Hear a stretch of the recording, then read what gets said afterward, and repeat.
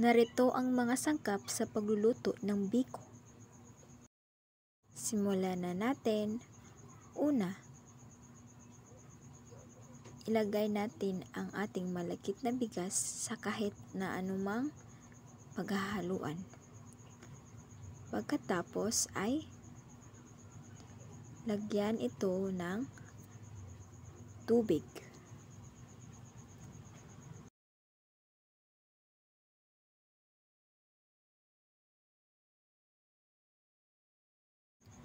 Haluin ito ng haluin at hugasan ito ng 3 beses.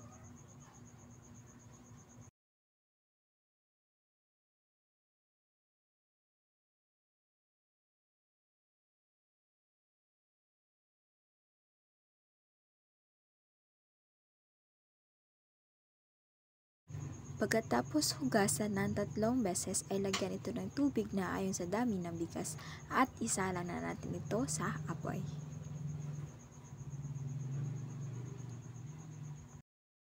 Pagkatapos ng ilang minuto ay luto na ang ating malagkit na bigas.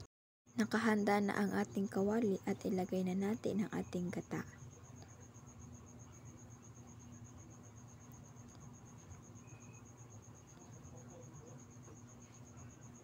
Pagkatapos ay ilagay ang ating asukal na pula. Hintayin muna natin kumulo ang ating gata. Pagkatapos ay ang muscovado. Ito ay nagbibigay ng tamis sa ating biko. Haluin natin ito hanggang maging malapot ang ating gata.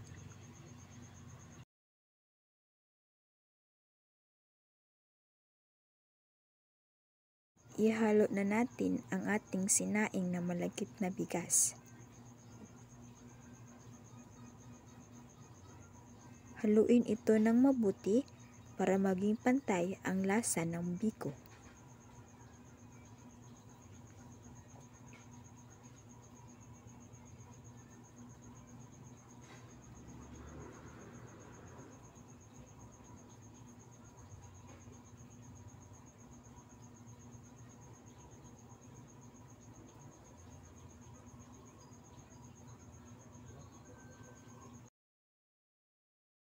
Maghintay tayo ng ilang minuto para gawin itong bilog. Ako ay handa na, kaya gawin na natin.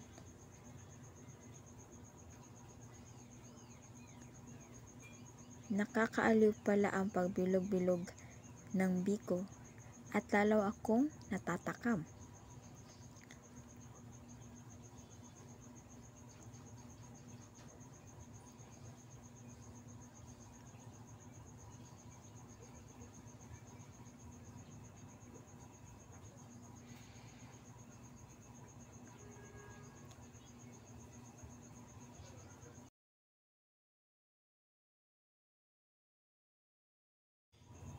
At ngayon ay natapos na rin at ako ay masayang nakangiti. Heto na ang ating masarap na biko at pwede na natin itong ibenta bukas.